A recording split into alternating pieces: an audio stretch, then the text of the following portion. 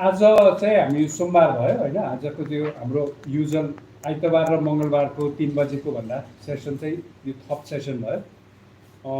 पलिना चाहिँ आजको वक्ता पलिना स्टनिक चाहिँ यो जुलाईको एन्डमा बाहाको जुन एनुअल कन्फरेन्स हुन्छ त्यसमा पेपर प्रेजेन्ट गर्न आउनुभएको थियो र त्यसपछि पनि नेपालमा अहिले केही समय बिताइरहनु भएको छ।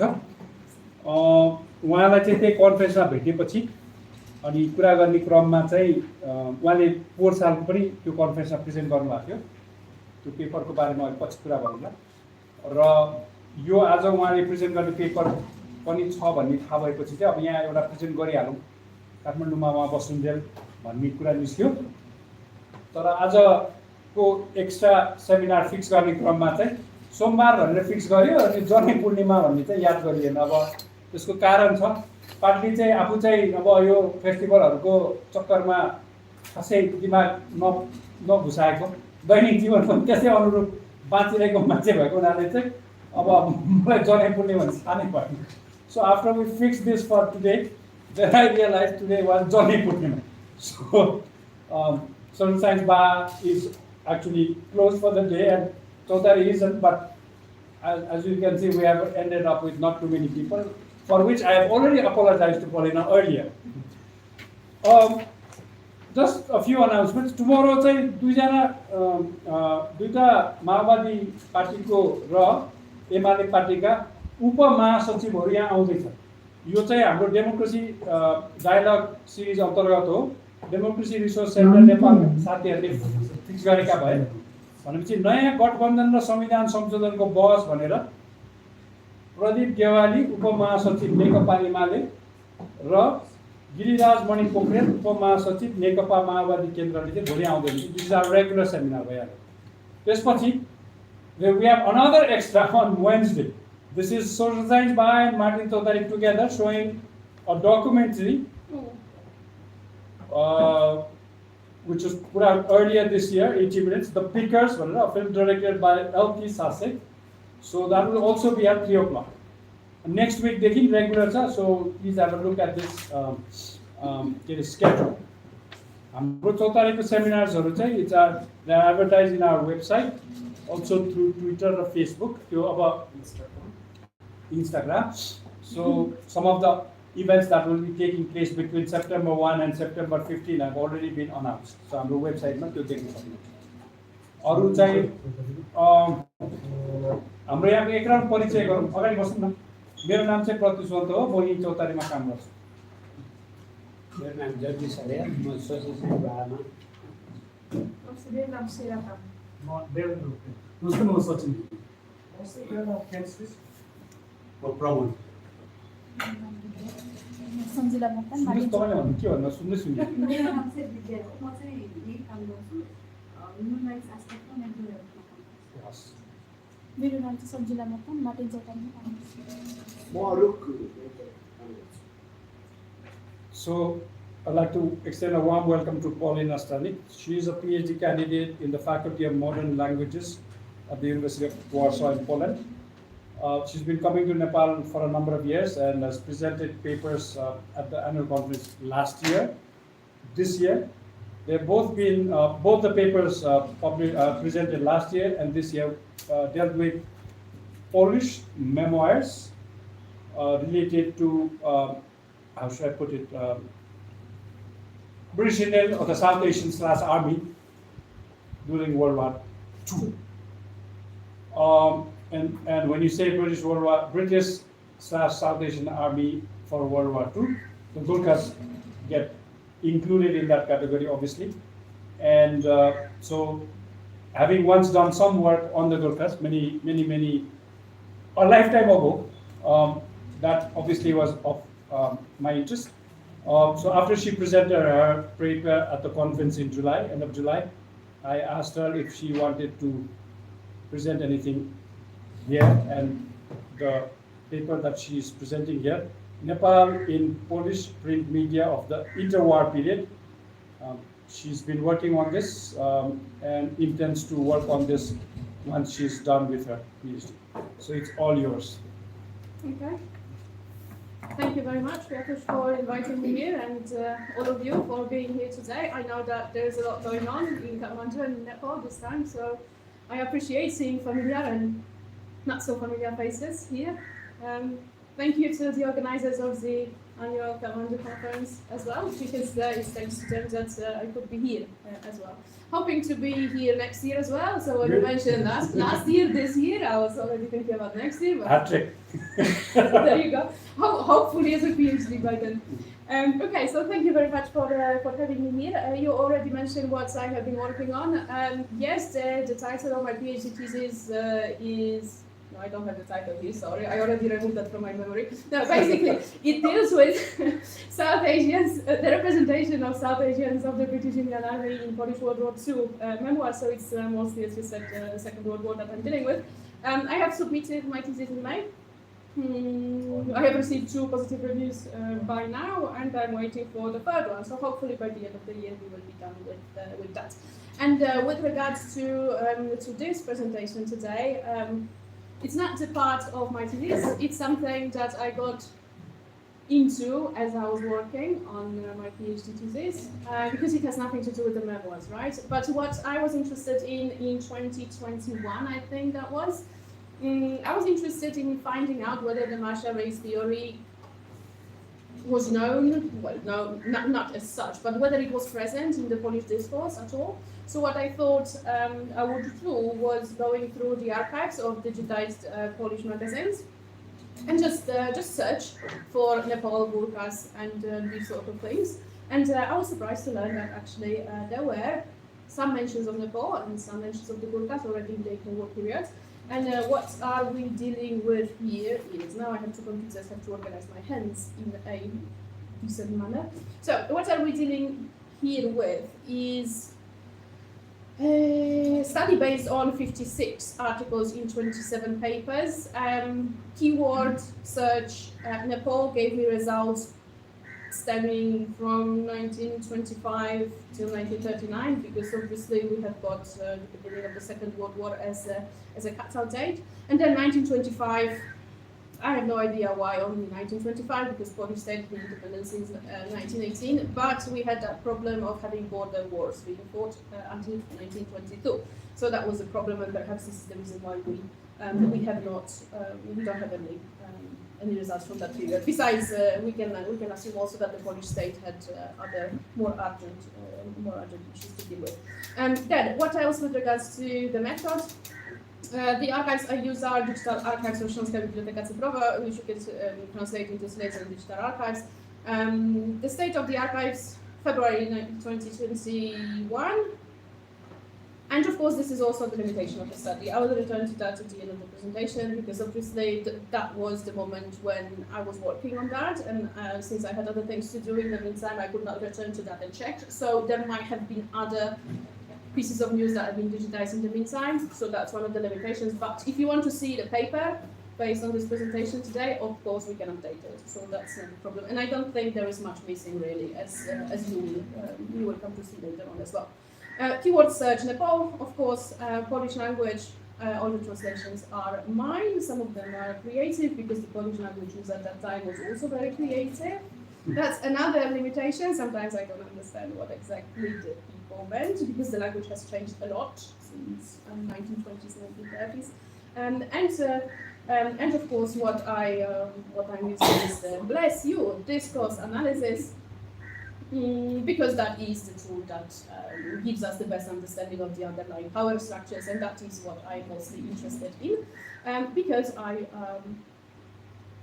want to know how much the British affected the Polish representation of the South Asians. So that with regards to the method. What have we got here is the list of newspapers referring to Nepal at some point in their issues. What can be said about them? Well, not much.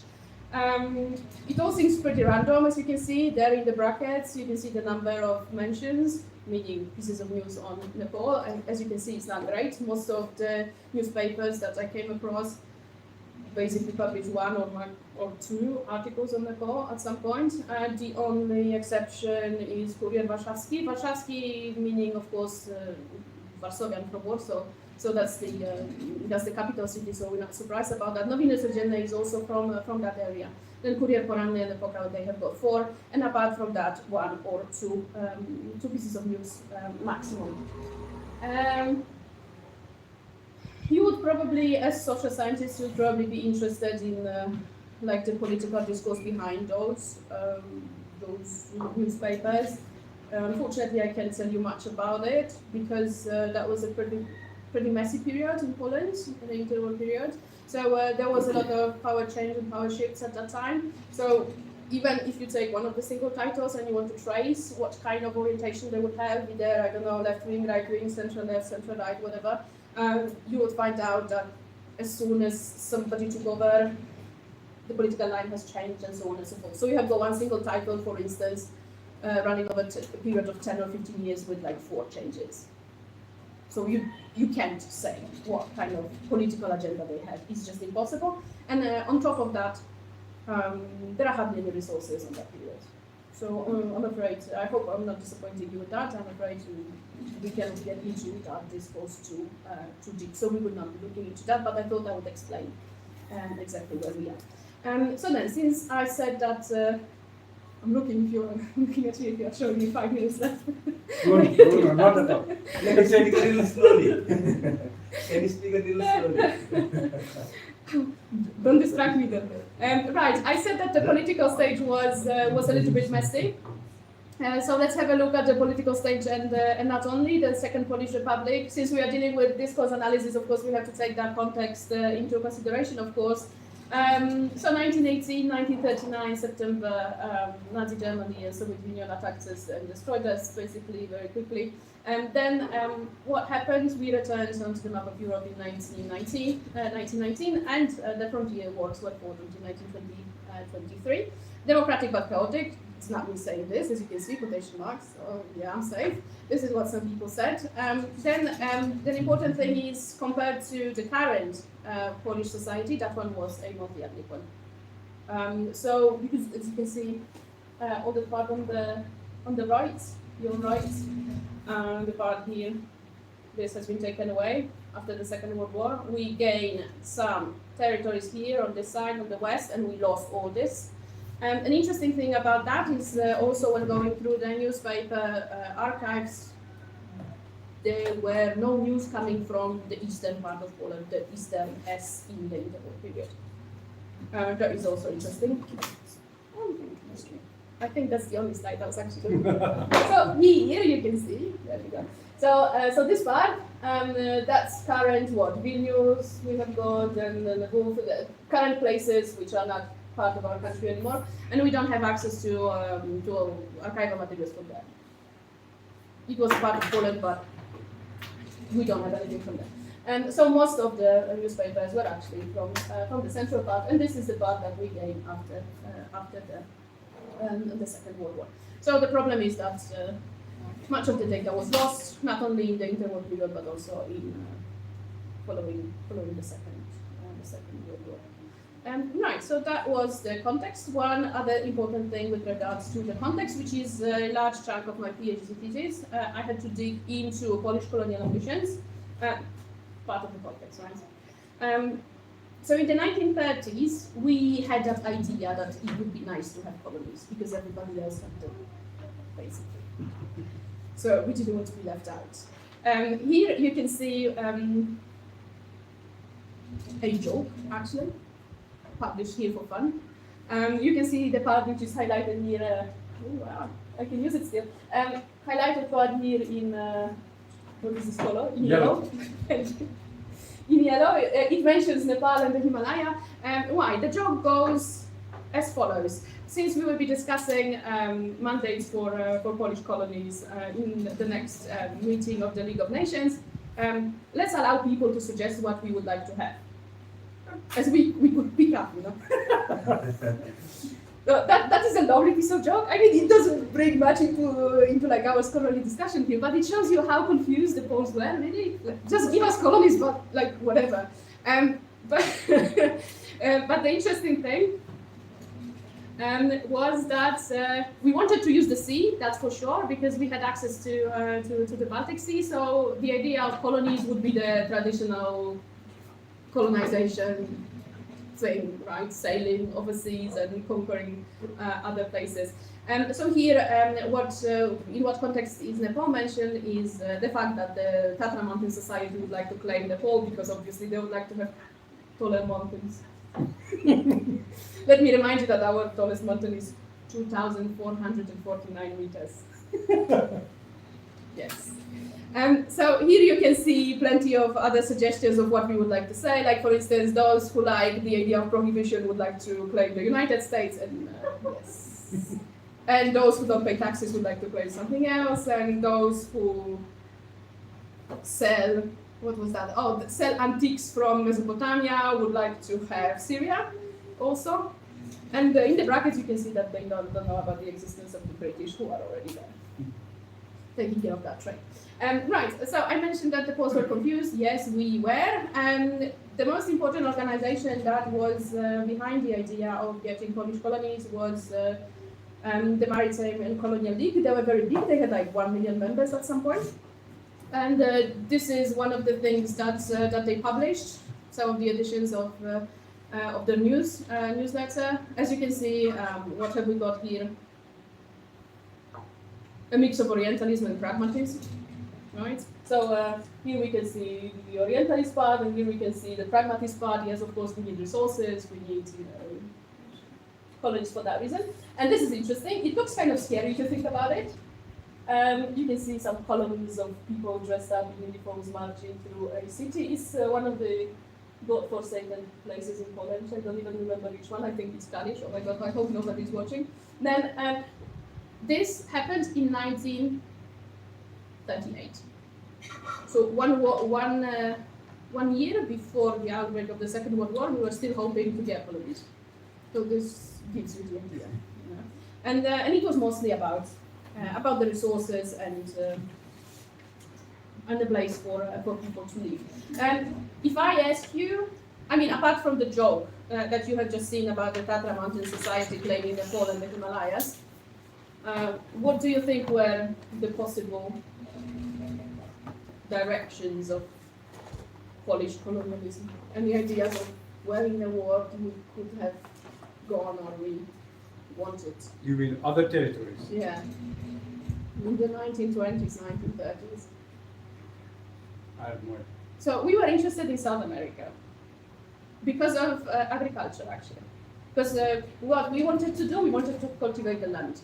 Polish people in the 1920s and 30s. So parts of Brazil, and also some of the bravest people were interested in Madagascar. Don't ask me why.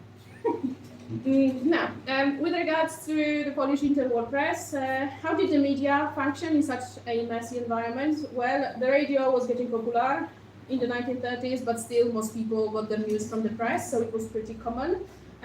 The society was largely illiterate after the independence, but then the government really worked hard on that and reduced illiteracy significantly in the next decade. So that was not the problem for people, mostly. The problem for them was the financial capacity. They were too poor to buy newspapers, but they could read. So that was the situation. With regards to some data, 1,800, 2,000 titles published between 1930s and 1937. 1930s we have got more data, 1920s we don't have much data. Dailies and weeklies. I forgot to mention that I'm actually dealing here with the analysis of dailies and weeklies. So I'm not dealing with like travel logs, this sort of news, more like immediate news. And of course, most of the things on the market disappeared quickly because of the political situation, because of the money issue, and most of the newspapers that I'm referring here as well were published in the cities, in the map, the central area, mostly with the largest cities. We did have Catholic press as well, several titles, pretty popular. Catholic press was popular because it was cheap, and they had the capacity also to reach the people in the villages.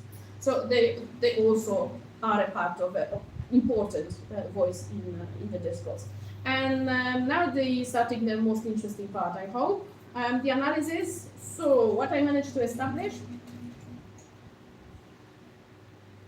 Dominant themes and discourse on Nepal produced at the time. I divided it into event-oriented types with the major roles played by the abolition of slavery in 1925, the visit of, I don't want to mispronounce things. Can somebody read this for me, please? Yeah, Jaya Prithvi Bahadur Singh. Thank you, Professor. 1929. Then, go ahead. Bahadur Samshed, Jang Bahadur Rana. Yes, I would have never said that so nicely. London, 1934. And we have got Maurice Winslow, the Airman Lost in Nepal. Are you familiar with that? Nope. 1930. Oh, wow, I'm telling you something new then. 1934. This was a pretty big thing, actually. Many newspapers wrote about that. So, but I will mention another name with regards to that, and that you'll be familiar with. And Nepal earthquake, of course, also 1934. Apart from that, I thought I would group it into general, long-standing subjects related to army and conflict, Catholic missions, nature, not much of it, mostly about some plant species, and travel, mountains. That's the context.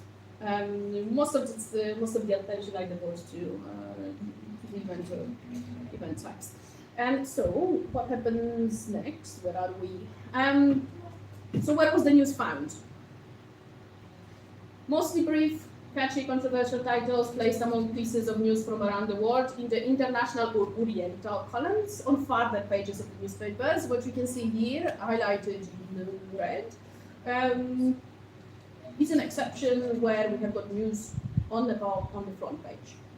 And that is about, that's later. And that is about the Prince visit, the Raja's visit in Warsaw. I will get back to that as well. But it's nice, you can see it in the front page, so it's a big piece of news apart from some artists dying in a car accident and some other person doing something. Okay. Anything important here? Yes, and also the earthquake. On one instance, we could see the front page with the news of the earthquake. Now, moving on to the actual analysis, I have got the original screenshot in here in Polish, and then I have got the translation. Of course, not everything, as you can see, not everything was useful to me, so I'll just let some things out. So the analysis of the power relations on the news, in the news from Nepal. Here we have got a single piece from Gazeta Poranna, published in 1925, and the subject is abolition of slavery. And it tells us a lot about the underlying relations of power. Let me read that quickly for you. The London papers report, highlighted in bold, London papers report news from Calcutta that the Maharaja of the Indian province of Nepal has decided, just you wait, it will get better, has decided to free all slaves in his country and to prohibit the slave trade in the future. This news is a surprise even to people familiar with the conditions in India, for it proves that slavery still exists in one of the largest Indian provinces. How do you feel about that? Now, we are contradicting ourselves a bit there. Nepal is not an English colony, but an independent state. Rewind, so what is it in the end? Situated in northeastern India with a population of about 6 million. In this country live 51,000 pariahs who are either the property of slave owners or passing from one owner to another. The ruler of Nepal, still a young Maharaja,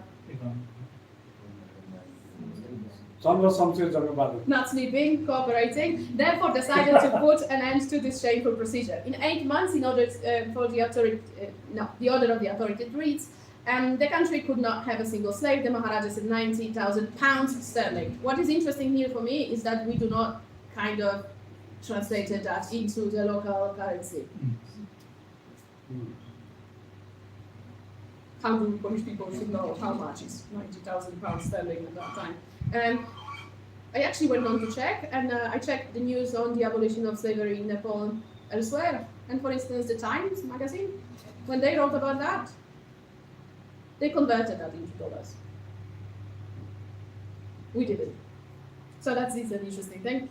Compensation for the owners. The General's Maharaja is the first minister of his country and exercises dictatorial power. He wears the uniform of a British general. Now you tell me what is that about, because I don't know.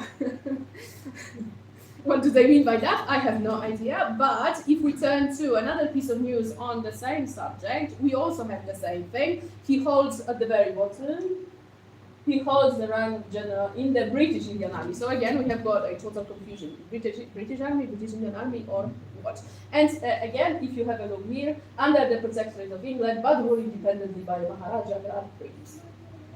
And again, £90 sterling. I don't know if the journalists were lazy or if this was a part of a broader discourse at that time. But in any case, I noticed that you are interested in the political status of Nepal, so here it is. I put a nice slide for you to enjoy. What have we got? An Indian province, also an independent country, not a British colony, but somehow incorporated into India. That was a piece of news from 1925. Again, 1925, somebody called you a British protectorate. Then again, an Indian country under the British rule, so we get full confusion. Then one of the largest provinces in India, not a colony but a country allied to Britain, whatever that means. An independent country allied with Britain until 1923, when the latter confirmed its independence. So, now I don't understand anything. What is nice, however, is that we have got a reference to 1923, right? That's the only piece of news. That was a treaty of friendship, right? Yeah. Yeah, so that one. So it's nice that somebody in Poland paid attention to that and they decided to refer to that, but it doesn't help the overall confusion, I'm afraid. A country that maintained its independence, 1934.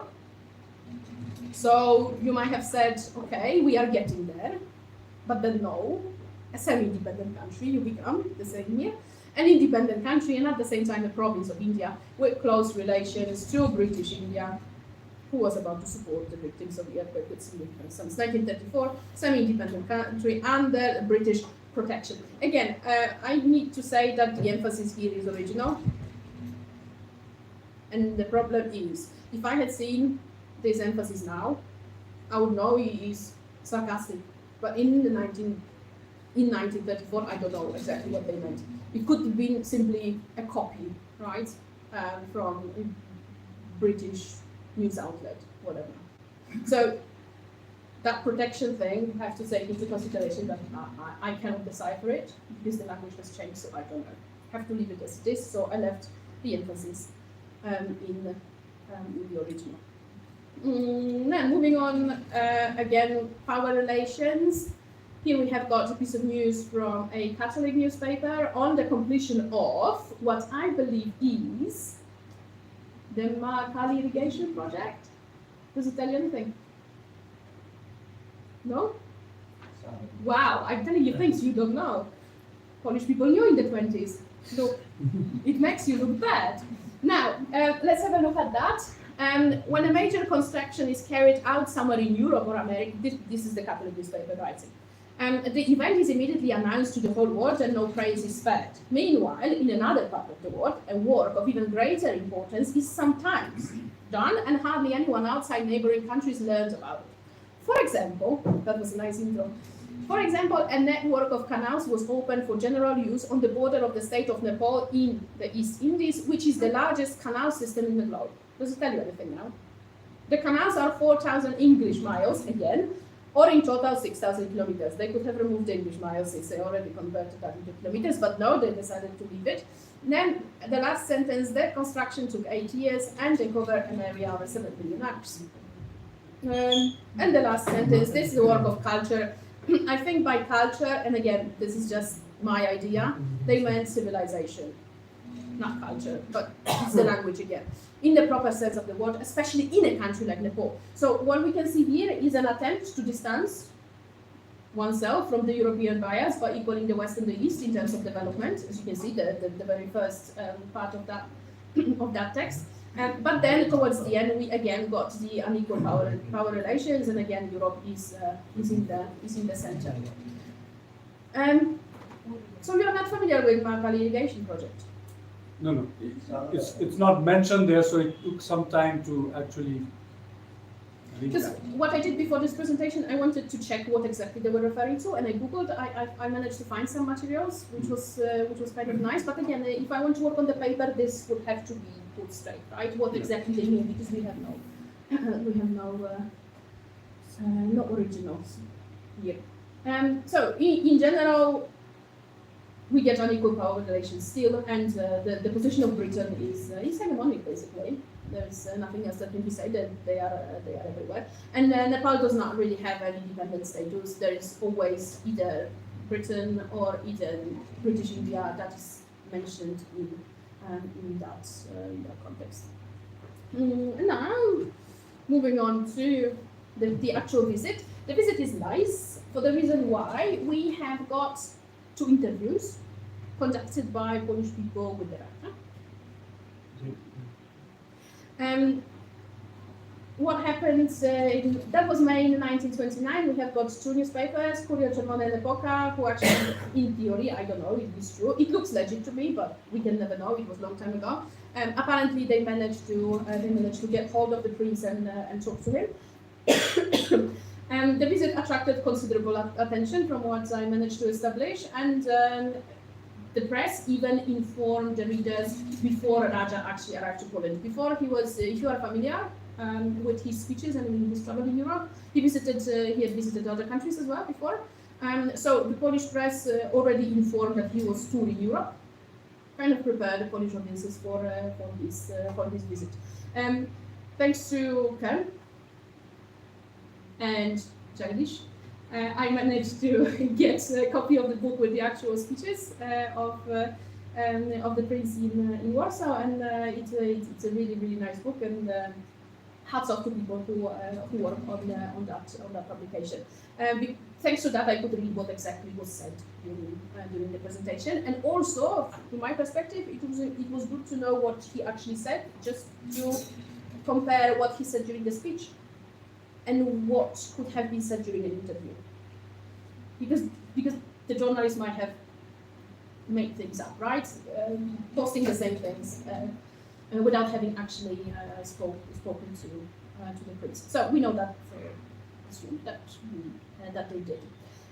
So with regards to the visits, the interviews look authentic. Again, you can see here that the Raja really wanted to put the facts straight, and he himself elaborated on the political status of Nepal as an independent country. If we look at the date 1929, and if you remember from the former slides, in 1934, they were still repeating the same things, that you are a semi-independent country and so on. So that is one of the sad things about the whole thing, that even the visit of actual Nepali did not help Polish people to put things straight, right? And interestingly, in one of the interviews, one of the journalists asked about the country's foreign legations. So when Raja said, "Oh, our country is independent," don't say that we are not, that journalist was like, "Oh, okay, so tell us what foreign legations do you have?" This sort of thing. And the Raja listed 2, the UK and Tibet. Again, this should be, if there is a paper on this, we have to dig into that to make sure that this was the actual thing, because I cannot tell for now. He mentioned UK and Tibet, which he added was more than enough for Nepal's needs. There was no further comment on that, but it might have made Polish people wonder, right? Independent country to foreign legations? Not really. So that was one of the things that might have contributed to the discourse as well. The audience was intrigued by the fact that the Raja didn't wear Oriental clothing, like the Indian princes touring Europe. So that was something that attracted them to the visit as well. The fact that he wore sunglasses and he wore elegant suits, European type. One of the journalists actually said that his appearance, his looks, was something that made people interested in that more than the actual thing that the prince wanted to say. Interestingly, again, for you, there was no straightforward mention of his difficult relationship with Nepal. So he was referred to as the Raja of Nepal. At the same time, it was written somewhere that he was resident in Bangalore, India. He graduated from Calcutta University where he studied English and philosophy, right? And you know that he had a difficult relationship with Nepal, right? He did not live here. So again, there's this Indian connection here, and the language as well. He was described as an author of several books in the English language and known to have been delivering his lectures across Europe in English. So again, we have got the power relations here. That's a close-up. I thought you could read Nepali script. I don't know if you can. that's the best I could get. Does it say the same thing actually? The part in English says, "I wish peace and prosperity to the people of Poland." Thank you very much indeed. What about the Nepali script? Does it say the same? That's just my curiosity. Sorry. If you can read it.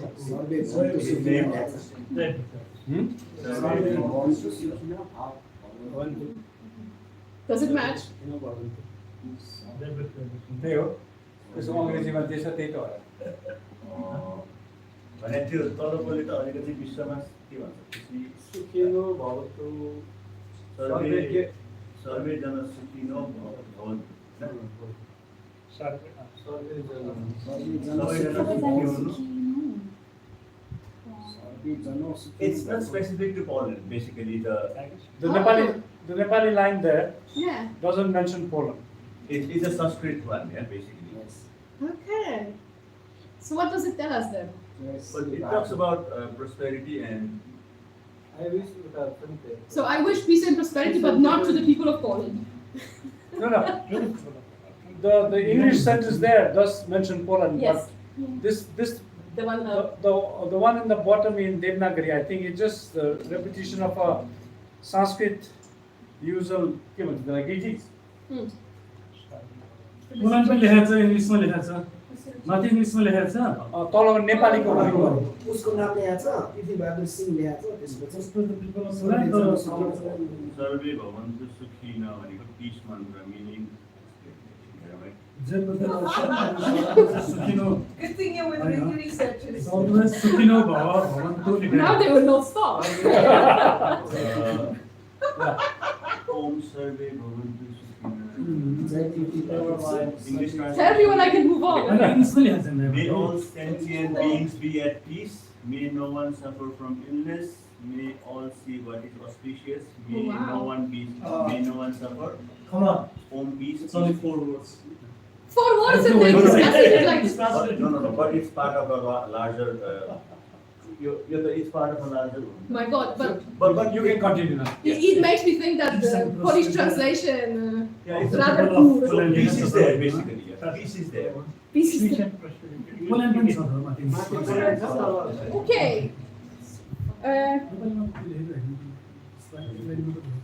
You want some copies of that for further discussion? Now, moving on to the country and society. That's one of the pictures that I found in one of the travel magazines. So it's not part of the presentation, but I thought that would be good. Yeah.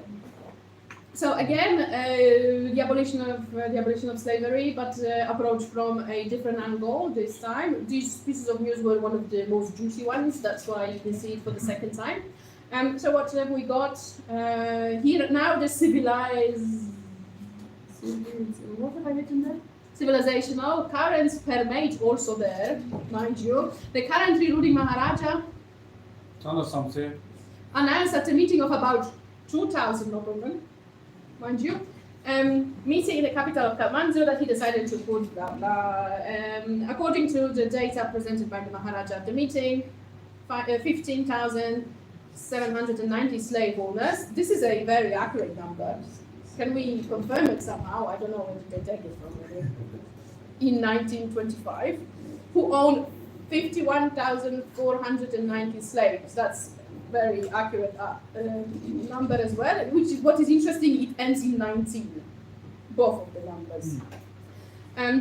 They are divided into 3 categories: inherited slaves, slaves purchased for agricultural work, and finally those in the hands of slave traders. The fate of the latter is the most terrible because the traders know no mercy at all. They separate husbands and wives, children from their parents, selling their stock to the highest bidder. Since we are discussing the country and society, I think this is something that would get the attention of the Polish readers, right? Then the free-thinking Maharaja is now 60 years old and rules in the name of his nephew, who is a minor. What interests me here the most was the fact that this move was seen as progressive, democratic, and it seems like it has been the initiative of the actual Maharaja. Even though later on we have got references to Britain again appearing. So we don't know whether it was Maharaja or the British suggesting that the abolition of slavery takes place. The people of Nepal are impoverished and exploited, what comes out from this context. And in the press releases on that subject, Nepal government appears a very crowded and chaotic place with a complicated ruling structure. Poland was not a monarchy at the time, and the parliament consisted of about 500 MPs. So if you think about the gathering of the Maharaja and 2,000 other people here, it may seem a little bit excessive for the Polish audience. So we have got that orientalizing element of the society. Orientalizing even further, we have got piece of news. Oh, I didn't put the date. No, I did. 1934. The commander-in-chief of the Nepalese army and 4 senior officers related to the prime minister were forced to resign from their positions at gunpoint. I don't really know why we reported this. The reason for such energetic action by the government authorities was allegedly a conspiracy led by the commander-in-chief of the army who wanted to become prime minister. So we have got this chaotic political scene. All these suspected of participating in the conspiracy were ordered to leave Nepal or live in the outlying provinces. I think, from what I managed to establish again, this is slide 19. This is about the violent dismissal of Ruta Shomshe Jang Bahadur Rana. Yeah, Is it correct? it's more complicated than that, but This is like 3 lines. But if you think about it, why did they talk about it in Poland? That's all. I have no idea. So again, this contributes to that idea of the troubled representation of Nepal's political scene. We probably hadn't expected that. The earthquake, that gave the press an opportunity to comment on the society and the country as well. And here mostly what I've noticed is that we had seen the country and the society through the destruction through its architectural wonders. So, for instance, this is pretty representative. The capital of the country, the city of Kathmandu, is mostly destroyed. Ancient Buddhist temples and the magnificent palace of the Maharaja, the ruler of Nepal, are reduced to rubble. The lower part of the country is flooded, looks like a huge lake, tens of thousands of inhabitants have died, and in general the losses and damage are enormous. What is interesting is that there is also another piece of news when somebody says that it was the ancient Hindu temples that were destroyed. So in order to find out that in Nepal there were Buddhists and Hindus, you would have to read 2 newspapers. One was not enough. So, but you always have to take into consideration the fact that most of this news actually was filtered through London. So looking at something like this, it makes me think like, okay, so this guy who wrote this piece of news thought that this would be nicer, and that guy thought this would be nicer. What I would like to do, probably will never do, but would be nice to do, is to actually find the original dispatches in London, these events, and check it. I'm pretty sure it came through London. So you could see the original and you could try to imagine what the Polish people thought while choosing the pieces of news to translate for the Polish audiences. Then the Balkans. Okay. The country and society, the last slide, I think that's what we have. What do we have here? 1938 Everest expedition of Bill Tillman. Does it tell you anything? No? Okay, we'll have to check that as well. What do they say here? Is they kind of equal Tibetans and Nepalese in a negative way. They are basically complaining about the fact that Nepal did not want to let the climbers in. Don't know, true or not, you tell me. They are united in their hatred towards the Europeans. Somebody was really mad. Kuryakorsky, 1938. What do they write? When the summit was first to be attacked after the war, the main difficulties were the political nature and the hostile attitude of the native population. Everest is a natural border, the most certain one in the world between 2 countries, Nepal and Tibet. Differing in many ways, they have one thing in common, namely a century-long hatred of Europeans. Century-long? 1838? Why century? Where does it come from? I don't know. Again, Britain, that's the connection. Nepal, which maintains friendly relations with British India, again, a political thing, has never once granted permission to establish a base camp on its territory for climbers who want to attack Everest from this side. Again, you tell me, is it true or not? Until 1938, has never once granted permission to establish base camp. I don't know where they took this news from, and again, if we want a paper, we will have to work on that. False. Probably, I wouldn't be surprised. People are creative in the news outlets. The final theme, do we have time? Yeah. No. Okay. Finishing. The last theme, my favorite, the Gurkhas. The Gurkhas appeared when we had some exotic, this is not my title, of course, with quotation marks, exotic guests in Vienna. Recently, several Indian princes have arrived in Vienna with numerous delegations. The general interest of the Viennese is aroused by the 31-year-old Prince Vishnu, and I think I managed to establish some share, of Nepal, nicknamed the Prince of Tigers. Despite his young age, the prince is considered one of the most famous hunters of these predators, which, as he himself claims, in a country like Nepal, abundant in tigers is not a special distinction. Nice, down-to-earth man. The inhabitants of Nepal, from among whom the bravest soldiers of the British colonial forces are recruited, are passionate hunters.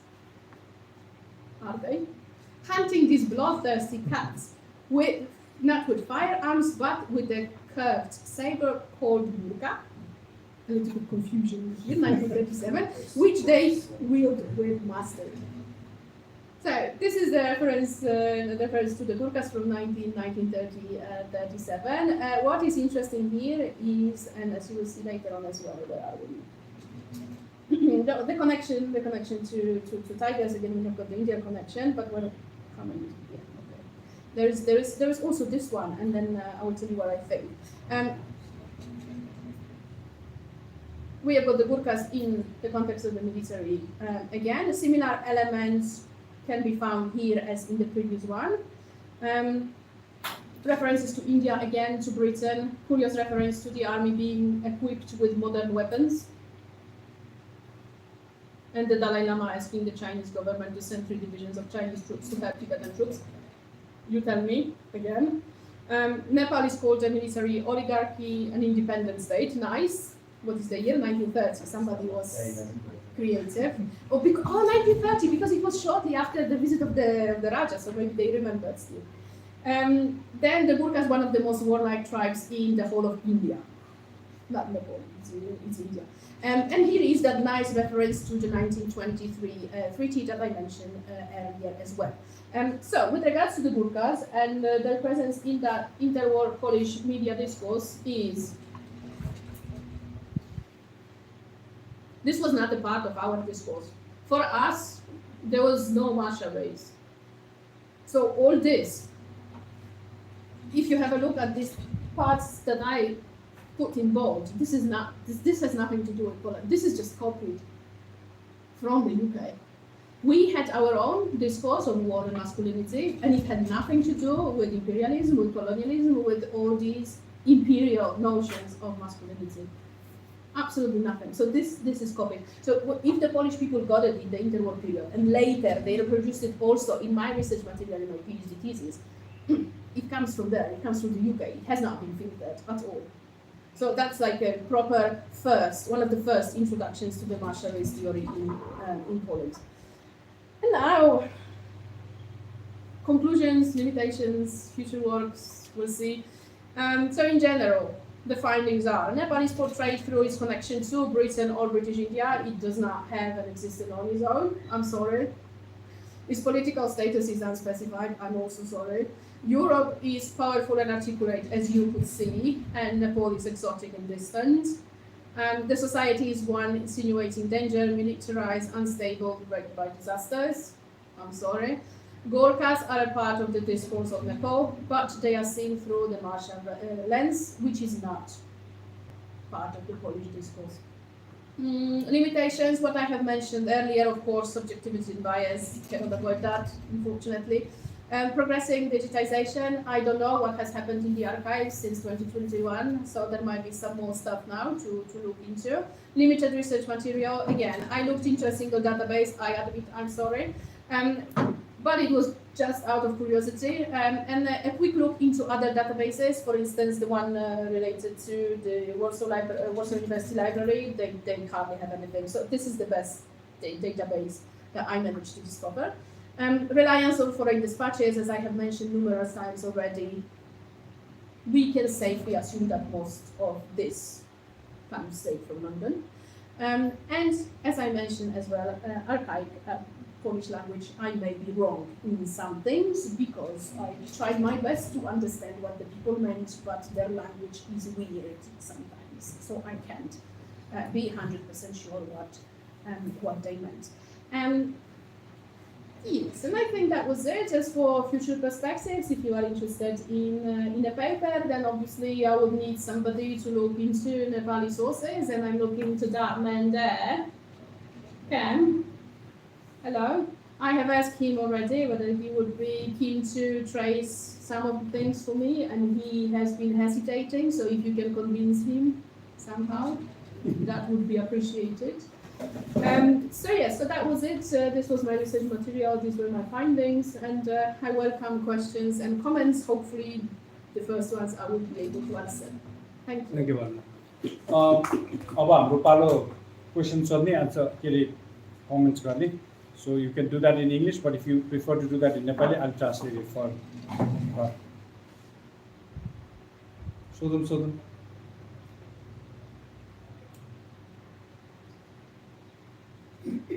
Again, I exhausted the material like at conference. Comments? Isn't there anything that surprised you? No, I was thinking, I mean, in terms of people who worked in Polish media during the interwar period, what could you say about, again, you don't know this with respect to specific individuals, but in general, what's the common understanding about people who worked in the Polish media regarding their English language skills? It's very difficult to say, really, but I would assume that these were similarly to the period of the Second World War that I'm dealing with. If I could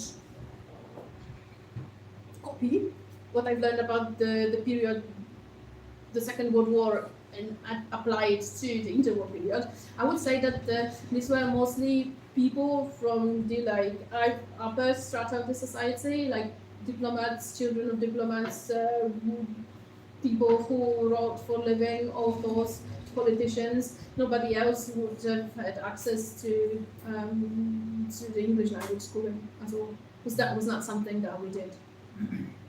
Absolutely not. So there were, just like the soldiers in the Second World War, there were people who, for instance, worked for press agents. There were sons of diplomats in most cases, or people who graduated from universities and were sent to the UK specifically to learn the language, but it was not a common thing.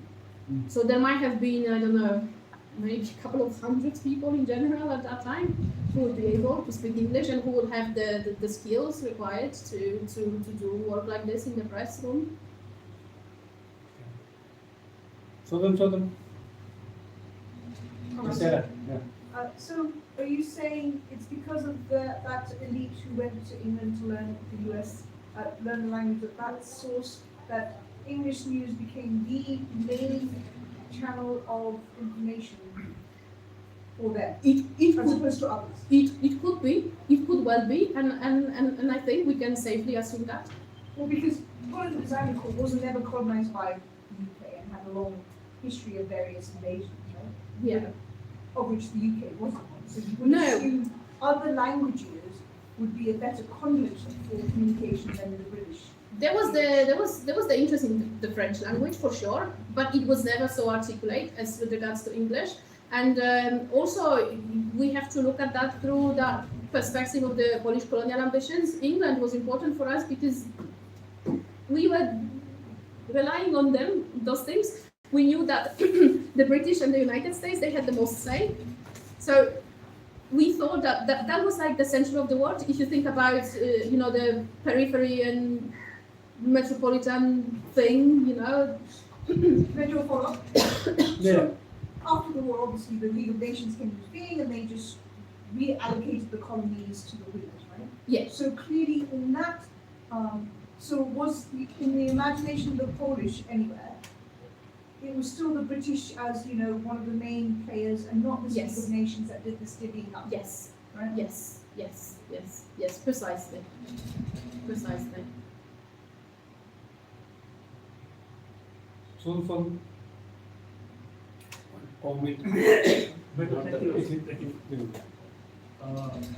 पोल्यान्डमा जुन छापिएको पत्रिकाको स्रोत चाहिँ London नगएर Calcutta हुने सम्भावना कति छ भनेको कलकत्तामा चाहिँ बाट channel So what Devendra is asking is, even if the source language is English, can you think maybe London was not the source, but it could have been in Calcutta, as in? Yes, so, some of the dispatches actually mention from Kolkata. But from Kolkata it went to London. I don't think it would have gone to Poland straight on. So it might have been, you know, the British Indian government there in India writing their own stuff, but it still passed through them. Not the question, rather a comment. You are the beautiful presentation. Thank you very much for this wonderful presentation. I was wondering, the Nepal was recognized in the world due to the Gurkhas only, but you mentioned several news in the Polish news media that was beyond the Gurkha as well. So, thank you very much. You're not expecting that. Yes, I mostly deal with the Gurkhas, but that's why I'm here presenting, because I think what you, Jagadish, just said, I was as surprised as you are that some of the events here were discussed in Poland, and I'm wondering like why did that happen, and what kind of influence and impact it had on the imagination of the Polish people with regards to Nepal. Sachin. Yeah, it's quite interesting presentation, Paulina. Actually, in between, you have promised us to mention something on Maurice Wilson, but I think we forgot it. Could you? Say again. When you were presenting, you were telling us that you will say something on Maurice Wilson and airman lost in Nepal. Ah, But I think I missed that. missed Yeah. that. Yeah, you missed that. Ah, you are interested in that? Oh, yeah. I am so unlucky then. I got you interested in something I missed the slide on actually. Oh my god, I would have to find that piece of news now, because I now that you ask, I realize that I didn't put the slide on that. Would you like me to find it now, or would you No, like but me it to? was mentioned in one of your slides, and you Slides. said you would say more about this airman lost. So, It had so many versions that. okay. But if you email me, I will find that for you. Because now I'm afraid we don't have much time, and I wouldn't like to waste it on like searching. I have got all the PDFs of the articles that I downloaded from the database, so I can easily find it if you are interested in that. So I'll happily do that for you, and I apologize for the mess. Arun? Yes, please. It's just a curiosity. You know, like you talked about the news and aspect that were being skimmed from London, you know, sort of stuff like that. So I was just wondering if there was like any independent kind of, I mean, like news done by a Polish, or you know, while you were doing your research during that time. I don't know if there was like, you didn't come across. The only thing that I can vouch for is the interviews with the Raja that were conducted by the Polish people. So that was That's the original. Yeah, because I compared it with speeches just to make sure that the journalist did not simply copy part of the speech pretending that he talked to somebody. It looks legit to me, so we can assume that they really managed to talk to the Raja. There is a nice description even saying how difficult it was to get to him, that they had to go through some of the officers and so on and so forth. So it looks legit to me, and I would label these two as original. Apart from that, in many cases we have got the reference to where the news come from, either Kolkata, as we mentioned before, or London. And in the pieces of news when we don't have that info, I don't know.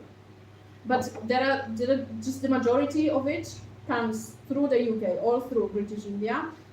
I would be more likely to assume that everything comes from there, really. So original, I'm afraid not much. So these two interviews are really, really nice, and perhaps if you would like me to translate them all for you, perhaps that would be something also that you would be keen to look at. But again, written form, more serious. Hello. Hi. Nepal. When were you familiar with Nepal? Before your research or within the research? And you have mentioned here Jangabadur and Gorkhas. What was your perception with the words by those words towards the Nepalese people and Nepal? You mean before I came here, or? No, before your research, were you familiar with Nepal or not? I don't get what you want me to. Can you put it in different wording, because I cannot understand. ठ्याक्कै के सोध्नु भयो भने बुझ्नु भएन त्यस कारण अब सरले familiar गराउनुहुन्छ। हुन्छ तपाईँ नेपालीमा भन्नुहोस् म अङ्ग्रेजीमा ट्रान्सलेट गर्छु। रिसर्च गर्नभन्दा अगाडि उहाँ नेपालसँग चाहिँ नेपाललाई जानकार हुनुहुन्थ्यो हुन्थेन? यतिमा रोकौँ अनि let me translate that. So what he's asking is, before you started doing research, Yeah, were you familiar with Nepal, or what did you know about Nepal? that's what I thought you asked, but I wasn't sure. No, I wasn't. अर्को प्रश्न हजुर। र जब research गर्ने बेलामा जङ्गबहादुर भन्ने शब्द उहाँले चाहिँ भयो होइन, गोर्खाज भन्ने भयो भने उहाँको चाहिँ पर्सेप्सन कस्तो बन्यो होला, उहाँ चाहिँ नेपालीहरू कस्तो होला, कस्तो नेपाल कस्तो होला भन्ने चाहिँ पर्सेप्सन आयो? So during your research, when you encountered the name Jangabadur and the term Gurkhas, and before you had done more research on those terms, so what were your initial perceptions about these as you encountered those terms, if you remember?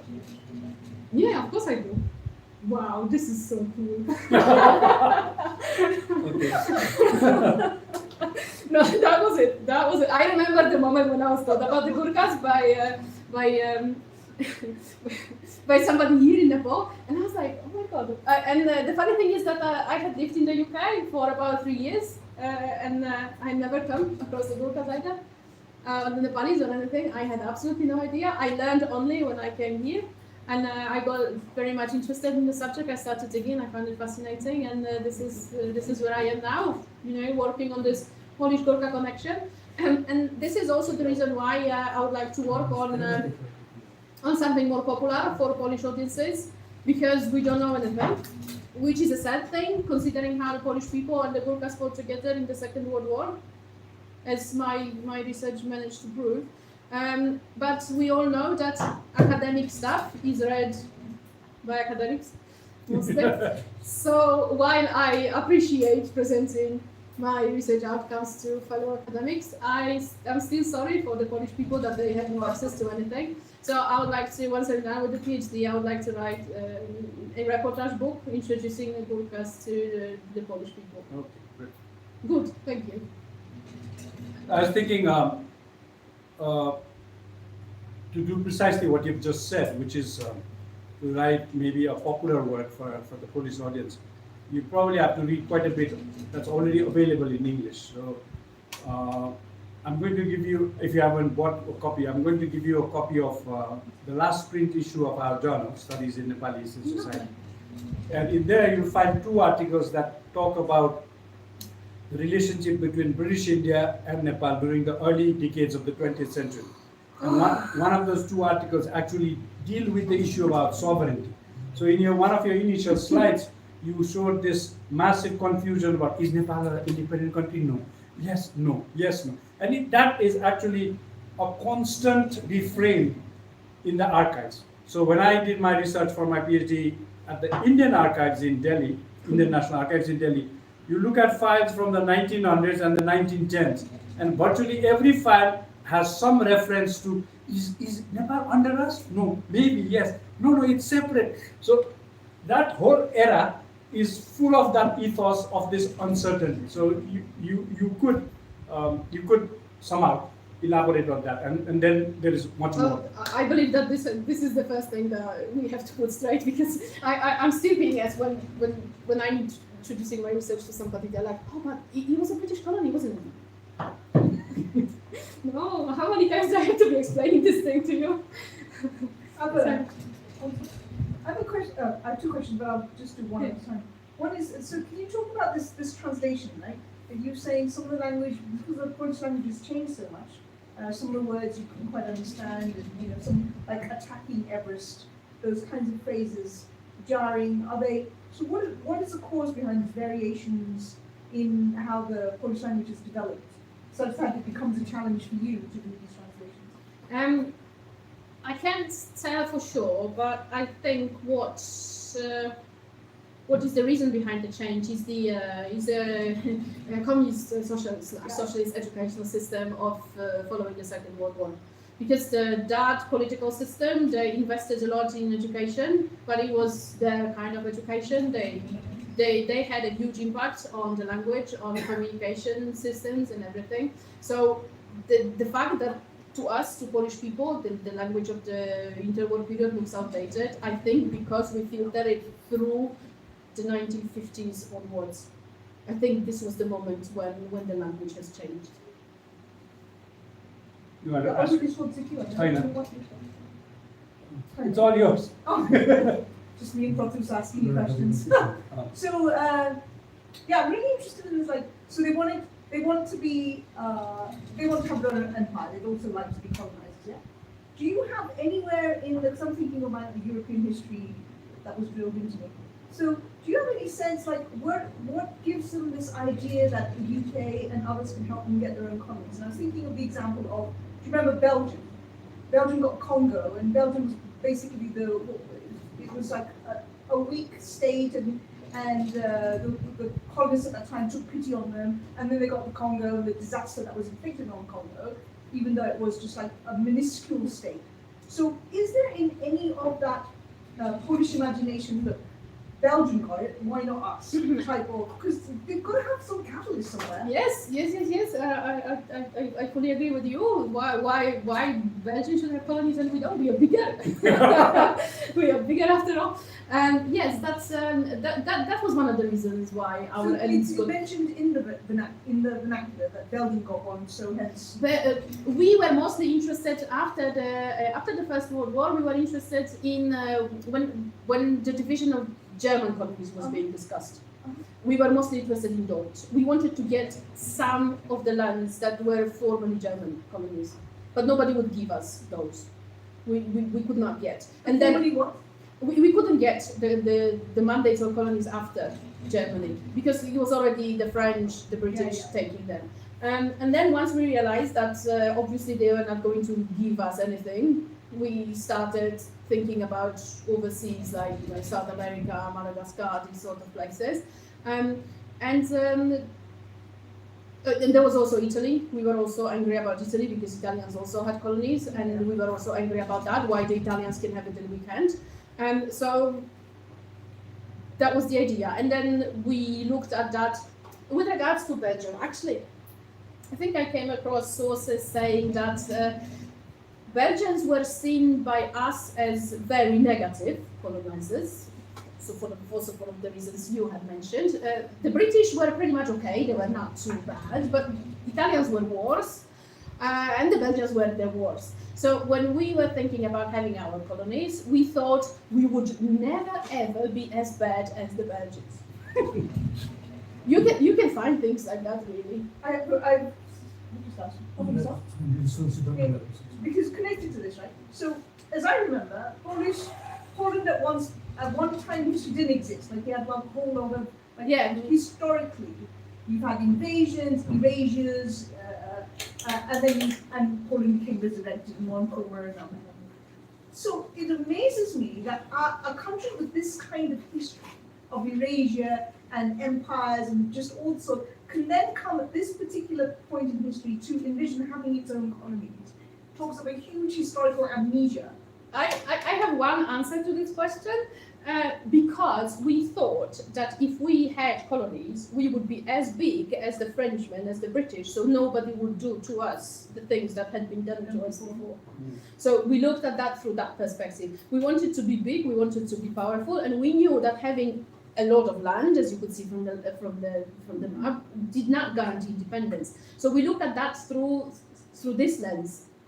We, in theory, you will find there is this guy who wrote a splendid book, Piotr Puchalski. I think it was published by Oxford or Cambridge after COVID 2022. Polish colonial ambitions. I think it will answer many of your questions like that because he wrote a huge piece on that, trying to explain where does it come from and what did the Polish people want at that time.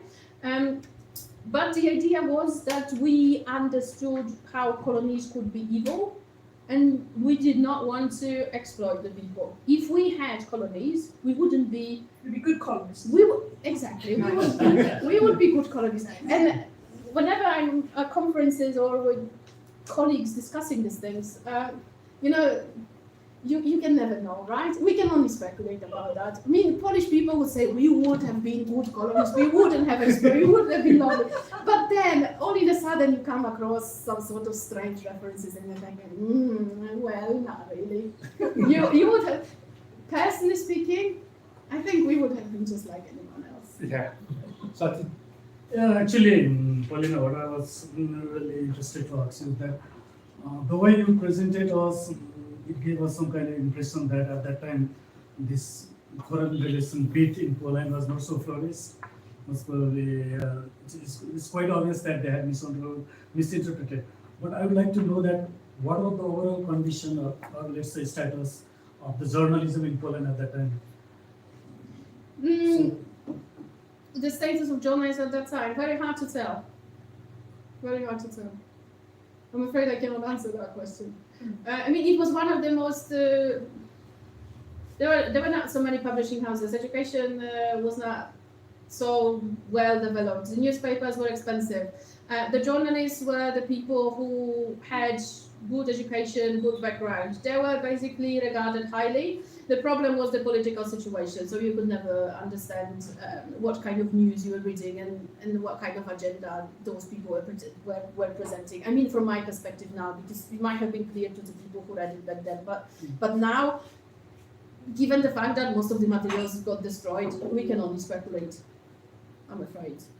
But again, this is not the reason not to do research, right? We of course have to be aware of generalizing and being biased, but at the same time, even a piece of research like that, I think it stimulates discussions and helps us understand relations between the countries, unlikely countries, as we are here. Aru? I mean, didn't you find anything related to Nepalese involvement in First World War?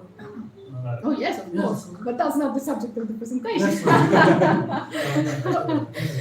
Yes, because primarily why I came across this was because I was interested in the martial race discourse. And of course, martial race discourse, what I did was when I was doing my keyword search, I limited the dates. So the First World War, the Second World War, right? And I found a lot, but some of it you can find in my PhD thesis. But again, the conclusions are similar. It all went through the UK. The martial race discourse, which was not part of our Polish discourse on masculinity. Plenty of it. A lot of news on the Gurkhas in France. So you mentioned in passing about the possibility of your translating the two interviews that Polish journalist did with Jack Prithviraj Singh. I think you should do that for the following reason. I mean, one of my colleagues here, Devendra, is actually reading quite a bit on this guy because he's been considered as one of the founding thinkers about education in Nepal. So that's point one. Point two, he's a very interesting character because, as you pointed out, he was actually the son-in-law of this guy called Chandra Samse, who ruled Nepal from 1901 to 1929. But he was also an estranged son-in-law. So after some point, I don't remember the year now, He just quit Nepal and lived outside of Nepal in Bangalore and traveled widely. There's been quite a bit written about him in English and Nepali. I don't quite know the book that WSN came sent to you, but this must be the collection of speeches. Yeah. But there are 2 articles that were written by other foreign colleagues on his educational ideas in the last 5 years. So we can send that to you. Lovely. But I think just getting the interview translated from your original source into English and getting getting that published in Nepal would be a good idea. Yeah, that's a very, very unusual thing, right? Yeah, definitely. Definitely can do that. Not a problem. I mean, there will be a lot of translation, and hopefully not much will get lost in the process. Yeah, but Yeah, but we can all work it. I mean, so first, if you can get it into English, then we could also get it into Nepali. I assume those interviews are not very long. No, So they are not. that can be done. Definitely. So reach out to me and drop me an email if I don't have things in writing. They don't exist. So please mind you. Yeah. So we'll only write this to you after you've defended your PhD. So Oh. we don't want to distract you. Sorry. So this will be a project for 2025. 2025. अरू केही छैन भने सो बन्द गर्नु छ भने कुरा सोधिहाल्नु. Looks like we've run out of comments and questions. So thank you, Paulina, for the presentation today and giving us the reason to be all here. So when you come for your hat-trick conference next year, please consider me coming to Chautari for a separate presentation if you choose to stay longer as you've done this year. And we look forward to seeing you next year. Thank you very much for the invitation, and thank you for being here today. I know that there is a festival, so this was an academic break in the day of the celebrations. I bet you did some celebrations in the morning. Now you can return to the celebrations in the evening. I'll be celebrating too. So thank you very much for devoting this afternoon to me and my presentation. Sure.